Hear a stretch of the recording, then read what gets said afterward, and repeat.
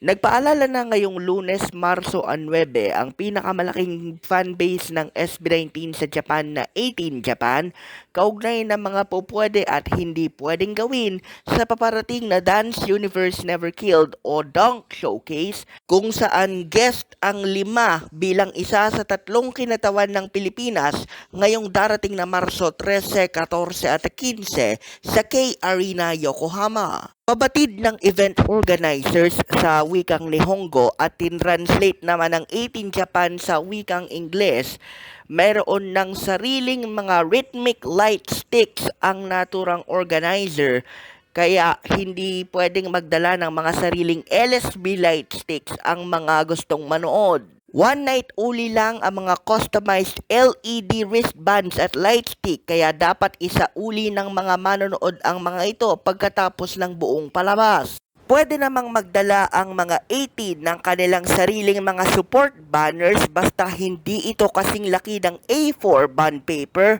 at kung kanila itong ipapakita, dapat ay hanggang dibdib lamang ang taas upang hindi ito makaistorbo sa ibang mga manonood.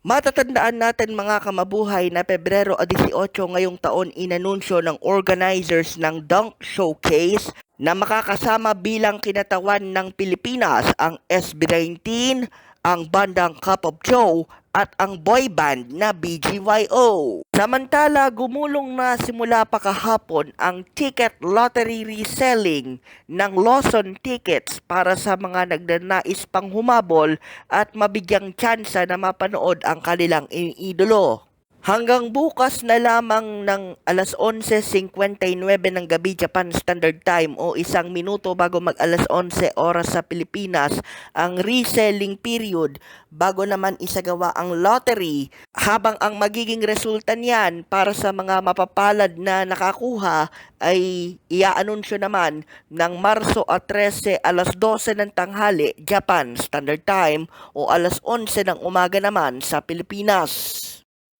Taong 2023 nang unang ganapin ang Dance Universe Never Killed o Dunk Showcase sa Ariake Arena at Makuharimas ng Chiba Prefecture sa pakikipagtulungan ng concert promotions firm na Sogo Tokyo at ng record label na Avex.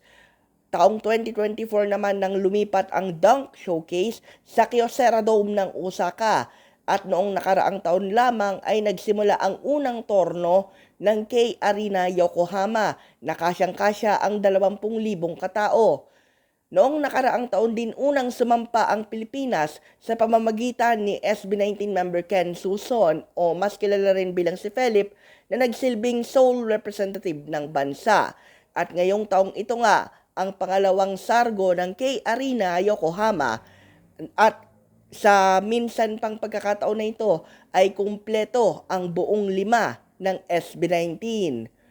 Para naman sa mga nagnanais na magtanong kaugnay ng karagdagang detalye, maaari niyo pong kontakin ang mismong concert promoter sa kanilang public landline na +81 03 3405 9999. Yan ang totoong balita mula sa Mabuhay Radio Japan Worldwide. Sa bawat oras, bawat himig, nananatili kaming walang takot, walang pinapaboran.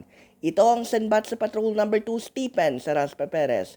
Nag-uulat sa larangan ng SB19 dito sa ating Batangas Bureau.